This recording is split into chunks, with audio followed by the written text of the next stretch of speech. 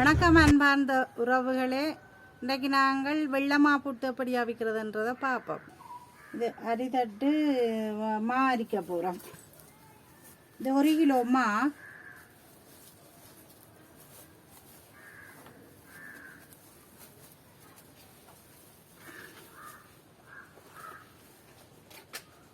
மாவை நீங்கள் அப்போ நல்லா அரிக்கணும். அரிச்சு போட்டு தான் நீட்டுப்பட்டியில் வைக்கவும். இந்த கஞ்சல்கள் வண்டுகள் அதுகள் வரும் தானே, இப்போ அதில் அரிக்கணும் முதல்.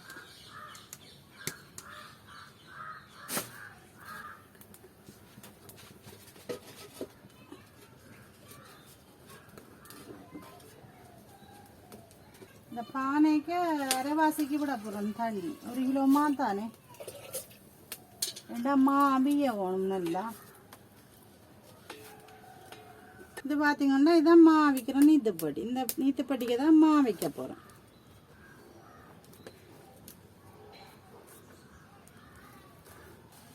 தண்ணி கொதிச்சுட்டு நாங்கள் மாவை அடுப்பில் வைப்போம். தண்ணி கொதிக்க வச்சு தான் மாவை வையுங்க அடுப்பில்.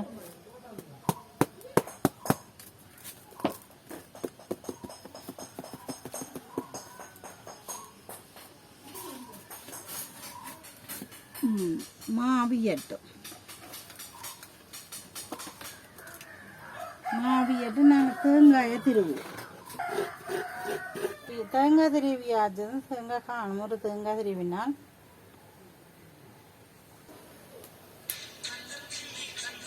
உப்பு கொஞ்சம் போடுறேன். மா குழைக்கிறதுக்கு மாவிஞ்சிடுது. மாவை குழைப்போம். மா அவிஞ்சது எப்படி பார்க்குறேன்னு சொன்னால் அந்த பாருங்கள், இந்த பானையால் தண்ணி ஊற்றுனது பாருங்க. இந்த துளி துளியாக தண்ணி ஒழுகுது. தண்ணி ஒழுகிக்க தெரியும் மா அவிஞ்சிடுதுன்னு சொல்லி. அப்போ நான் இனி மாவை குழைக்க போகிறேன்.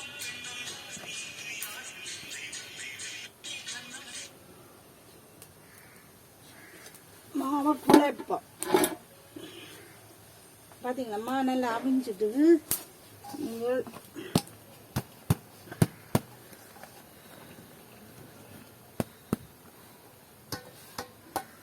அவிஞ்சிட்டு பார்த்தீங்க.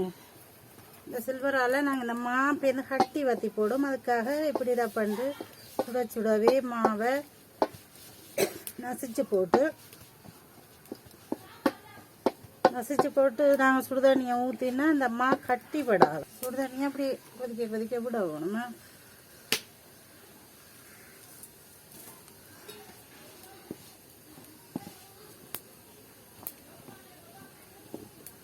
உப்புகளை கணக்காக போடுங்க. கணக்காக போட்டுடாதீங்கோ. கணக்காக போட்டு நல்லா கொதிக்க தண்ணியும் அப்படியே ஊற்றணும். காணாத தண்ணி விடுவோம். சுடு தண்ணியை நல்லா கணக்க தண்ணி விட்டுடக்கூடாது. பார்த்து விட வேணும் தண்ணியை, சுடு தண்ணியை. இந்த கூட விட்டிங்கன்னா தண்ணியாக போடும். அதுக்காகத்தான் பார்த்து அளவாக விடுவோம்மா. கொஞ்சமாக அளவாக விடுங்க.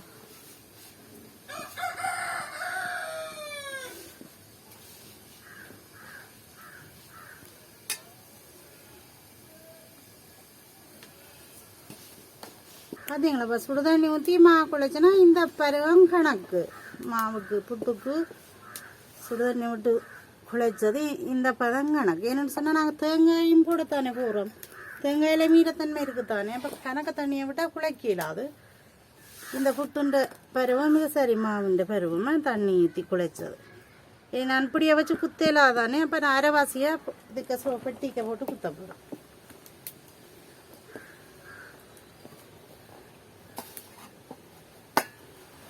தண்ணி கூடவும் கூடாது.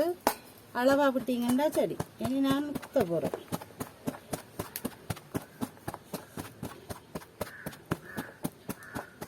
இதுக்கு மாவை குழைச்சி போட்டு நீங்கள் இனி அடிச்சில்வரால் குழைக்கக்கூடாது. என்னன்னு சொன்னால் அதை இந்த வைரமாக வரும் புட்டு.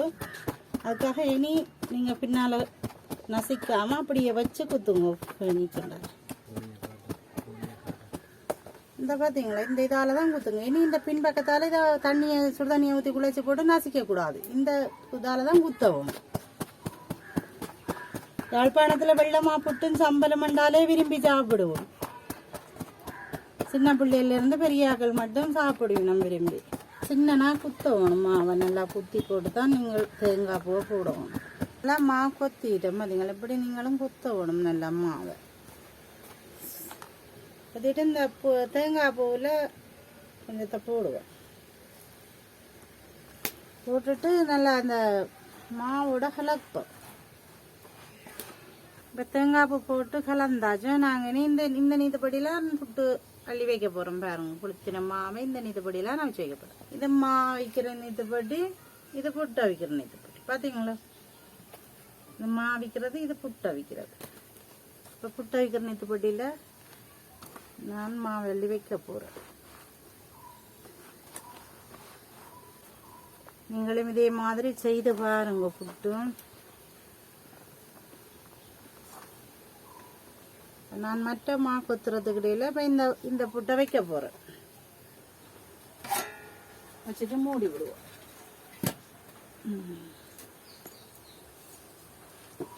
நாங்கள் இப்போ புட்டு அவிஞ்சிடுதோண்டு பார்ப்போம். புட்டு அவிஞ்சிடுதோண்டு பார்க்குறது என்னன்னு சொன்னால், அந்த புட்டு பானையால் பாருங்க, அந்த தண்ணி ஒழுகுது பாருங்க. அந்த புட்டு மாவிஞ்சாலும் தண்ணி ஊற்றணும், புட்டு அவிஞ்சாலும் தண்ணி ஊற்றணும். அது கொஞ்சம் ஊற்றுன்ற விழிக்கிட நாங்கள் இறக்குவோம்.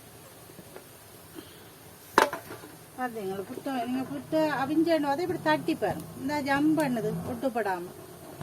புட்டு அவிஞ்சிட்டு அவியலைன்னு சொன்னால் கையில் ஒட்டு பிடிக்கும். இந்த அவிஞ்சிட்டுது பாரு. புட்டு ரெடி.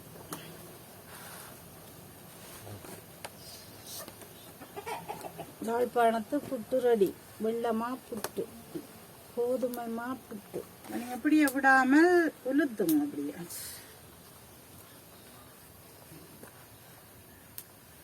நல்ல வாசனை உண்டு வருது. தேங்காய் பூவும் சேர்ந்து அவிஞ்சதானே நல்ல புட்டுண்ட வாசம் உண்டு வருது.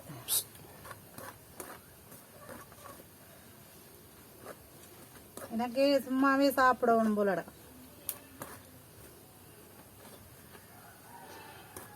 புட்டுண்ட வாசத்தை பார்க்கவே சாப்பிடணும் போலடா.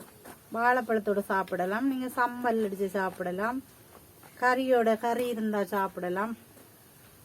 எல்லா கறியும் புட்டுக்கு நல்லா தான் இருக்கும். இன்னும் சத்திரமனா சம்பல் அடித்து சாப்பிட்டா நல்லா இருக்கும் வெள்ளை புட்டுக்கு. இல்லாட்டி ஒரு வாழைப்பழம் இருந்தாலே காணும், அதோடையே சாப்பிடுவோம் நாங்கள். இப்போ நாங்கள் இதுக்கு சம்பல் தான் அடிக்க போகிறோம். சத்திரமிளகாய் சம்பல் அடிப்போம்.